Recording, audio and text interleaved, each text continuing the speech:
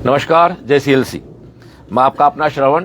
जैसा आप सब जानते हैं, कल 3 मई 2026 को नीट की एग्जाम हो गई और कल मैं तनोट था। सुबह तला तनोट से, जैसा कि मेरा खुद के साथ एक कमिटमेंट था कि मैं जब 4 मई को तनोट से रवाना होऊंगा तो रास्ते में जो मेरे सिलेक्टेड बच्चे हैं, जिनके नोट सिलेक्टेड अच्छे रैंक वाले बच्चे, सिलेक्ट तो बहुत सारे बच्चे हुए जिनके अच्छे मार्क्स आए हैं, 680 या 690 प्लस मार्क्स रहेंगे, जब कट ऑफ हम 600 के आसपास मानेंगे।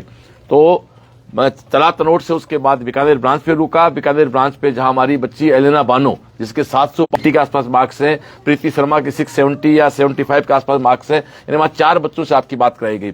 अब मैं चलते चलते आगे बढ़ा तो अब मैं इस समय मेरे गांव रोसावा के पास फतेहपुर तहसील में या विधानसभा में गोविंदपुरा, जो हम ढाणी कह सकते हैं हमारी भाषा में, ढाणी है, छोटा गांव है, जहां की एक बहुत प्यारी सी बेटी आरुषि, जो 10th पढ़ी सरकारी स्कूल में, 11th पढ़ी सरकारी स्कूल में, रोल साहब सर की गवर्नमेंट स्कूल पढ़ के गई।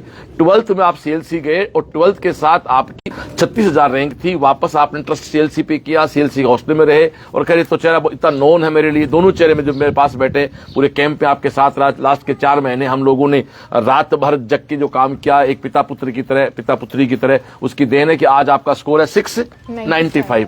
बारिश होने वाली है, हमारा पहला लाइव है नीट 2026 का फर्स्ट लाइव, बारिश से इसकी शुरुआत हो रही है। यदि बारिश स्टार्ट हो गई तो हम लोग फिर बाकी जो हमारे घर से बैठे हैं वो पड़ा रहेंगे, बाकी अंदर जाके लाइव हमारे रखें कंटिन्यू। आप 695 पे हैं और आप 3 बहन भाई हैं। बड़ा भाई आपका एमबीबीएस कर रहा है, छोटा भाई है वो 8th में पढ़ रहा है और मेरे पास ही दूसरी एक हमारी गुड़िया बैठी है तनिषा, जो फतेहपुर के उस साइड में एक गांव है उदनसरी।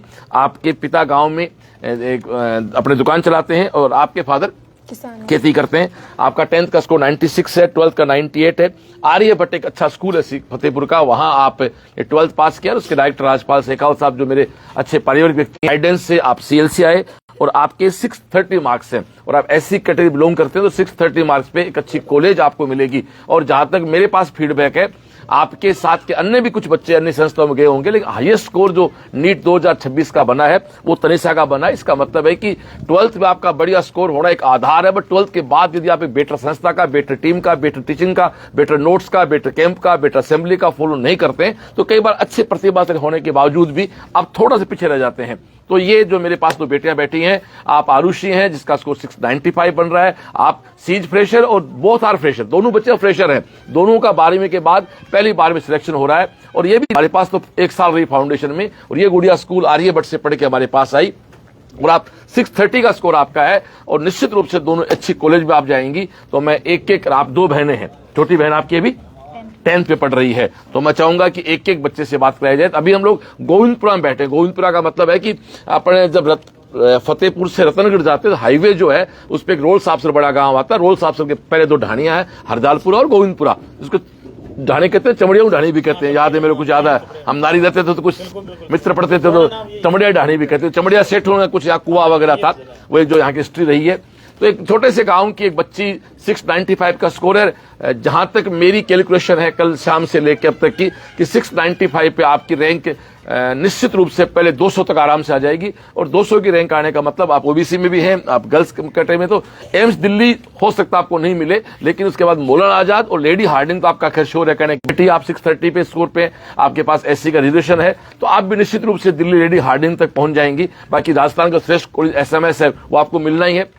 आपके पास जो देश की टॉप 10 कॉलेज है एम्स दिल्ली के अलावा बाकी सबके गेट खुले होंगे, वो चाहे मौलाना आजाद हो, चाहे आपके यूसीएमसी हो, चाहे आपके लेडी हार्डिंग हो, चाहे आपका एम्स जोधपुर हो, चाहे आपका एम्स ऋषिकेश हो, चाहे आपका एम्स हो, चाहे आपका अहमदाबाद का बीजीएमसी हो। ये जो 10 कॉलेज हम बेस्ट कॉलेज मानते हैं देश के, वहां आपका एडमिशन बहुत प्यार से होना है। फिर माने घरों की बच्चियां हैं, किसान परिवार के बच्चे, आपके पिता खेती करते हैं, आपके पिता गांव में दुकान चलाते हैं। फतेहपुर के आसपास खैर मेरा खुद का अपना क्षेत्र है, मैं यहाँ खुद पैदा हुआ, यहाँ पला बढ़ा। यहाँ पढ़ाई का अब भी वो मोमेंटम नहीं है। इसका प्रमाण ये कि इस पूरी विधानसभा से अभी तक कोई एक लड़का आईएएस नहीं बना।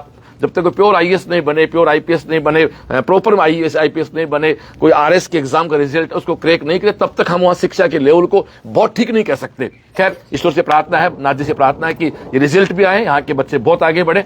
और मेरा तो जन्म स्थान है, मेरी ये कर्मस्थली है, यहाँ मैंने खुद पढ़ाई की तो यहाँ मेरे अलग लगाव है। जहां मैं बैठा उसके पास ही गांव है नारी, यहाँ से करीब 2.5 किलोमीटर दूरी पे, जहां मैं बचपन में पढ़ाई की मैंने 6 और 7, मेरे फादर हेडमास्टर थे तो मैं वहां 2 साल रहा। तो इस गांव के बहुत से मित्र हमारे बनवारी मेरे पास बैठे, एक अच्छे फ्रेंड मेरे बचपन के गुरु आशुष जी बैठे, इधर हमारे पीएमओ साहब बैठे हैं यहाँ धानुका हॉस्पिटल के और परिवार के सब बैठे, उन सब से आपकी बात भी कराता हूँ। थोड़ा सा प्रेशर है क्योंकि बारिश के बादल आसमान दिखाए कैमरे में, बहुत काले गहरे बादल हैं। पहले गांव में छोटा जना काले पेड़ों में आतो बियालो में अड़ो स्थिति हो रही है। तो सबसे पहले बात करते हैं आरुषि से। प्लीज आरुषि, आप एडमिशन से लेके और कल शाम 3 मई की शाम तक जब आपके 695 का स्कोर बना, वो पूरी जर्नी बताएं, लोगों में बहुत प्रेरणा होगी। प्लीज आरुषि, एक तालियां बजा से बच्चे के लिए, हमारे के लिए। हाँ जी आरुषि, बताएं बेटा। मैंने 12th में एडमिशन लिया था 17 मई को। 16 मई को मैंने एडमिशन लिया। 17 मई से मेरी क्लासेस स्टार्ट हुई थी 12th की। बाद में 11th भी मैंने साथ साथ में कवर की और 12th में लास्ट में हमारा सिलेबस कंप्लीट हुआ था दिवाली से जस्ट पहले, और दिवाली के बाद में हमारे मिड सेशन चले और बाद में बायो कैम वगैरह से मैंने 11th वगैरह भी मेरी कवर कर ली।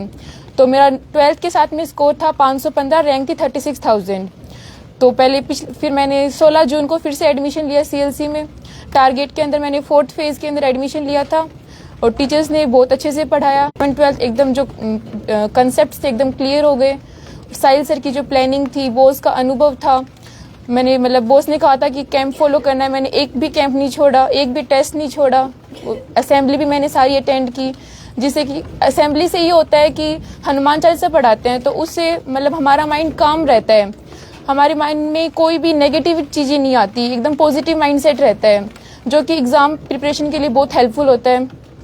बाद में मैंने लास्ट मतलब 30 अप्रैल को मैं घर आई थी और 3 मई को एग्ज़ाम था नीट का, जो कि नीम का थाना सेंटर आया था। तो एग्ज़ाम से थोड़ी देर पहले तो ये था कि मतलब तैयारी तो अच्छी है बट कैसा पेपर आएगा, मतलब ये एक्सपेक्टेशन तो नहीं थी कि पेपर इतना इजी आ जाएगा, लेकिन फिर भी 695 में मानती हूँ अच्छा स्कोर है।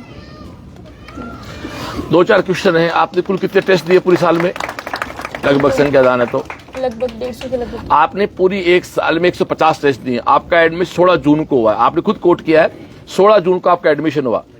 16 जून को सर, वो लास्ट की बात कर रही है आप बीच में, आप मोबाइल पकड़ के 16 जून को आपका एडमिशन हुआ, 30 अप्रैल तक आप वहां रहे। तो अपन जुलाई, अगस्त, सितंबर, अक्टूबर, नवंबर, दिसंबर, जनवरी, फरवरी, मार्च, अप्रैल, ये आपके 10 महीने हुए, 10.5 महीने लगभग आप रहे वहां 315 दिन। 315 दिन में आपने 150 टेस्ट दिए, यानी हर दूसरे दिन आपका टेस्ट हुआ है। और आप कर्मश्री के रूम नंबर 1 में बैठ के आपने कैंप अटेंड किया। इस बच्चे ने सारी असेंबली अटेंड की, सारे कैंप अटेंड किए।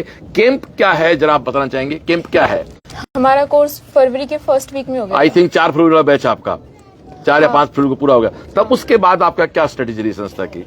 उसके बाद में पहले तो हमारे 15 फेब से बायो कैंप स्टार्ट थे, तो उससे पहले फिजिक्स का एक बार रिवीजन हुआ था, कैंप टेस्ट हुए थे जिसमें पूरी फिजिक्स का रिवीजन हो गया था, तो जिसे बहुत हेल्पफुल मिली कि पूरी फिजिक्स का एक साथ रिवीजन हो गया। बाद में 15 फेब से बायो कैंप चालू थे, जो कि नो डाउट बहुत अच्छे आए थे।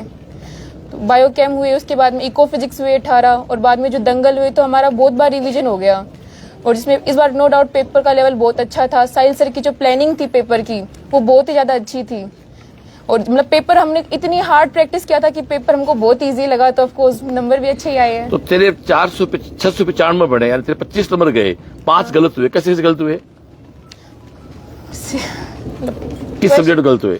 4 फिजिक्स में गलत है, 1 केमिस्ट्री में गलत है। 4 गलत हुए फिजिक्स में, वो कैसे गलत हुई? तो पेपर हार्ड था ही नहीं। पेपर हार्ड नहीं था, थोड़ी सी मिस्टेक होगी, क्वेश्चन ढंग से नहीं पढ़ा। तो फिर भी अच्छा है 695 का। बस संतुष्ट नहीं हो तेरे नंबर, बात अलग है। मेरी उम्मीद थी कि पूरा 720 लेके आएगी। इसी की फ्रेंड निशा कुमार जो इसके साथ रहती थी, वो 720 का स्कोर बना रही है। एक बच्ची है, इसी की फ्रेंड है, दोनों आगे पीछे बैठती थी। निशा और इसकी सीटिंग आगे पीछे पूरी साथ ही नहीं, इसका स्कोर पूरा 720 का स्कोर बन रहा है। चलो मैं आपसे वापस आपके पास आऊं, एक माइक बेटा। तो अब मैं तनिषा से बात करना चाहूंगा। लो बेटा जी, आप ये माइक को पकड़ लो। हाँ, अपना नाम और पूरा अपनी पूरी जर्नी बताएं। मैं आपके बारे में एक बार फिर बता देता हूं। आपका 10th का स्कोर, 12th का स्कोर दोनों का बहुत शानदार है। आर्यभट्ट स्कूल जो हमारा फतेहपुर का बहुत अच्छा स्कूल है, भाई राजपाल शेखावत रन करते हैं, वहां उन्हीं की गाइडेंस से आप, मुझे आज भी याद आपकी मौसी और आप एडमिशन ले आए। वो तो बच्चे हो आप, मैं जहाँ फतेहपुर ऑफिस में बैठा था, आप है ना, आप यस, तो आपकी मौसी जी का भी बहुत बहुत धन्यवाद, उन्होंने एक प्रॉपर जगह पहुंचाया। आप एडमिशन से लेके और कल तक की पूरी जर्नी बताएं बेटा अपने। बस मेरा नाम तनीषा है, मैंने 26 जून को सीएलसी में एडमिशन लिया था। उसके बाद फेब के फर्स्ट वीक में हमारा सिलेबस हो गया था, 4th फेज में थी मैं। फिर बायो कैम अच्छे से हुए, फिर इको फिजिक्स, देन दंगल बहुत अच्छे थे हमारे, मतलब उनको सारे सॉल्व कर लिए। तो फिजिक्स सारे रिलेवेंट क्वेश्चन ही आए थे फिजिक्स में, और केमिस्ट्री भी ऑलमोस्ट रिलेवेंट ही थी। बायो तो बहुत ईजी थी एज यूजुअल। क्या पूरी साल क्या शेड्यूल रहा आपका? कैंप अटेंड किया आपने? हाँ बॉस। बता, कैंप के बारे में बताना चाहिए आप। बॉस सर, कैंप सुबह 7 से 12 होता था और 2 से 5 पेपर होता था डेली। फिर रात को कैंप होता था 8 से 11:30 तक, और बीच में असेंबली होती थी जो कि बहुत एक पॉजिटिविटी का सोर्स थी। असेंबली अटेंड करना बहुत ज़रूरी था सीएलसी में। अच्छे थे। क्या कहना चाहोगे आप बाकी बच्चों से? बाकी बच्चों से बस यही, कोचिंग तो बहुत सारी है बट सीएलसी की असेंबली और कैंप बहुत यूनिक चीज़ है। इसे फॉलो करेंगे तो बिल्कुल एक अच्छी रैंक ज़रूर आएगी। Thank you. आरुषि, आप माइक पकड़े। आप 2 साल हमारे साथ रहे और आप दोनों हॉस्टल में रहे। आप भी हॉस्टल में थे, तो दोनों बच्चियां सीएलसी के हॉस्टल में रही। दोनों ने पूरे कैंप अटेंड किए, दोनों ने असेंबली अटेंड की, और आज दोनों एज ए फ्रेशर देश के टॉप 10 कॉलेजेस में से कहीं ना कहीं आपका एडमिशन होना है। और उसी आपने 10वीं सरकारी स्कूल से पढ़ाई की, 11th को आपने सरकारी स्कूल से पढ़ाई, उसके बाद 12th में आपके अचानक दिमाग में क्या आया कि मुझे ज्वाइन करना फाउंडेशन? मुझे डॉक्टर तो मतलब पहले से ही बनना था। पहले ये सोचा था कि 12th करने के बाद कोचिंग ज्वाइन करूंगी, लेकिन फिर मुझे लगा कि मेरा 1 साल तो बर्बाद हो ही गया 11th। मतलब तो आप ये कहना चाहते हैं कि कोचिंग करनी 11th से आज है? कॉलेज अच्छा मिलने का चांस रहता है, रैंक अच्छी आती है, फर्स्ट चांस में सिलेक्शन होने का चांस रहता है। और क्या कहना चाहेंगे आप? सीएलसी की विशेष चीजें क्या बताना चाहेंगे जो सब लोग सुन रहे हैं, देख रहे हैं उनको? सबसे खास चीजें तो मुझे सीएलसी का कैंप और असेंबली, ये 2 चीजें मुझे बहुत अच्छी लगी। क्योंकि मतलब रूम पे पढ़ तो सकते हैं, लेकिन जो मोमेंटम होता है वो कैंप में ही मतलब सही से मिलता है। बाकी बच्चे भी पढ़ते हैं, तो अगर थोड़ा बहुत भी ऐसे लगता है कि आज मैं थोड़ी सी छुट्टी कर लूं, तो दूसरे बच्चों को देख के मोटिवेट हो जाते हैं कि नहीं पढ़ना है, सब बच्चे पढ़ रहे हैं, हमको भी पढ़ना है। तो उससे वो एक पॉजिटिव वाइब आती है। और असेंबली तो नो डाउट कि मतलब अगर थोड़ी सी भी नेगेटिव वाइब आती है तो असेंबली में आके बैठते हैं तो माइंड एकदम काम हो जाता है। हम जमीन के ऊपर बैठ के भगवान को याद करते हैं, तो पॉजिटिव वाइब्स आती है। असेंबली क्या बताना चाहूंगा मैं, लाइव जो सुन देख रहे हैं, 12 फरवरी 2012। सीएलसी बाई चांस नहीं है, सीएलसी गमले में लगाया गुलाब का पौधा नहीं है। सीएलसी एक अपने आप में बरगद का पेड़ है जिसकी जड़ें बहुत गहरी हैं, ईश्वर की बड़ी मेहर इस पे है, और हजारों लोगों की टीम इसमें काम कर रही है। और मेरे दोनों बेटे साहिल और समर जब से मेरे साथ खड़े हुए हैं, नो डाउट वो उनकी एनर्जी, उनका अपडेशन जो है उसने सीएलसी को बहुत अपडेट किया है। 12 फरवरी 2012 को सीएलसी में हमने शाम को एक असेंबली का प्रोग्राम स्टार्ट किया कि शाम को बच्चों को बैठाएंगे, जैसे पहले गांव में दादी बैठाती थी, पिताजी बैठा के बात करते थे। और आज ही मेरा ऐसा मानना है कि जिन घरों के लोग रोज शाम को बैठ के एक साथ खाना खाते हैं, उन घरों में समृद्धि भी होती है और सुख भी होता है और संपन्नता भी होती है। और जिन घरों के लोग आपस में बात ही नहीं करते हैं, चर्चाएं नहीं करते हैं, उन घरों में कई बार पैसा हो सकता है बट वह सुख नहीं होता है। वहां प्रोस्पेरिटी हो सकती है, लेकिन एक जो कैसे कहते हैं कि मस्ती वहां नहीं हो सकती। तो सीएलसी में हम शाम को डेली बच्चों को बैठा के मैंने कहा बात की जाए, तो एक असेंबली का प्रोग्राम रखा। अब असेंबली में करें क्या? तो निश्चित बात है कि जिस चीज को बचपन से देखते हैं, तो मैंने कहा चलो हनुमान चालीसा से शुरू कर देते हैं। तो 12 फरवरी, ये आज का नहीं है साहब, 12 फरवरी 2012 से कोरोना को हम छोड़ दें तो डॉक्टर साहब डेली करीब कितने बच्चे बैठते हैं असेंबली में अपने? लगभग 2-3 हजार बच्चे बैठ के, 2000 औसतन बच्चा बैठ के शाम को एक साथ वहां हनुमान चालीसा पढ़ता है। वो दिन का तनाव, क्यों भाई, पूरे दिन का तनाव जो है बच्चे का वहां खत्म हो जाता है, वो फिर एक नई ऊर्जा साथ लग जाता है। ये हमारी असेंबली है। उसके बाद एक बच्चों ने बार बार एक शब्द कोट किया, कैंप। कैंप क्या है? कैंप दोस्तों ऐसा होता है कि जब इनका कोर्स पूरा हो जाता है, जैसे कोर्स पूरा हो गया फरवरी में आपका, उसके बाद इन बच्चों एक शेड्यूल बना कि सुबह कोचिंग आए 7 बजे, 7 से 12 कोचिंग रहे, वहीं बैठ के पढ़ाई की। कैंप को मैं दूसरा टेक्निकल शब्द कहूं तो इट्स सेल्फ स्टडी कैंप। बच्चा खुद बैठ के पढ़ता है, 3 घंटे बच्चा पढ़ाई करता है, फिर हमारे स्टाफ के साथी होते हैं, फैकल्टी के लोग होते हैं जो अपने डाउट वहीं खत्म कर लो। तो डाउट काउंटर इतना शानदार रहता है कि बच्चे को अलग से बाहर से नहीं आना पड़ता है, स्टाफ का वेट नहीं करना होता है। जैसे हमारे बाबूलाल जी इस बार जो हमारी बोटनी फैकल्टी हैं, जो हमारी कोर टीम के मेंबर हैं, वो हमारे इस बार पर्टिकुलर कैंप के हमने इंचार्ज बना दिया उनको। बाबूलाल जी को मैंने कहा बाबूलाल जी कैंप आप संभालो, डाउट काउंटर आप संभालो, कैंप मैं संभालता हूँ। हमने काम डिवाइड कर रखे हैं, जो टीचर पढ़ा रहे हैं वो बड़ा अच्छा क्लास में काम कर रहे हैं। उसके बाद साहिल के आइडिया, जो टेस्ट आपके डेली टेस्ट हुए थे फुल सिलेबस वाले, उसके बारे में क्या कहना? वो साहिल का नया आइडिया था इस बार, वो क्या कहना चाहोगे? फुल सिलेबस का था तो मैं स्टार्टिंग से ही फुल सिलेबस टेस्ट देने की आदत पड़ गई थी। जैसे एक टॉपिक नहीं, मतलब एक टॉपिक हमने याद किया, फिर हम उसका टेस्ट आता है, तब तक तो हमें ऐसे लग जाता है कि ये तो मतलब 50 टेस्ट हुए थे वो। हाँ 50 पहले वो थे, बाद में 16 मेजर फुल टेस्ट 66 टेस्ट हुए, मतलब 66 टेस्ट यानी 150 दिए। तो मैं जो बात कहना चाह रहा था कि फिर साहिल का आइडिया, मेरा अपना अनुभव काम आया, टीम की अपनी मेहनत काम आई, साहिल के आइडिया काम आए। एक करीब 5-6 स्टेप पे हम लोगों के एक थीम बनती है, वो थीम जाके इंप्लीमेंट होती है, तब जाके दोस्तों सीकर जैसे एक छोटा सा कस्बा जो कह सकते हो आज के 30 साल पहले जो छोटा सा एक कस्बा टाइप था वो शिक्षा नगरी बन जाता। सीएलसी का बड़ा रोल इसमें रहता है। और आज 720 नंबर हमारी बेटी निशा कुमावत है। निशा के बारे में बताइए, उसके बारे में क्या कहना चाहोगे आप? निशा और मैम दोनों साथ में ही पढ़ते थे। वो भी सुबह वाला कैंप आती थी तो हम दोनों आपस में पहले मतलब हमने पढ़ लिया, फिर 12 बजे तक 12 बजे तक कैंप शायद तेरी बेस्ट फ्रेंड वही थी। हाँ। तो निशा कुमावत जिसके 720 बन रहे, आपकी अच्छी फ्रेंड रही है। तनिषा थोड़ी दूर हमारी कम बोलती थी ना, तो लड़कियों ने देखा हमारे थोड़ा धीर गंभीर बच्चा रहा। ये थोड़ी सी 1 साल हमारे लिए तो थोड़ी बोस टाइप हो गई थी, तो इसके 1-2 फ्रेंड भी हो गई थी।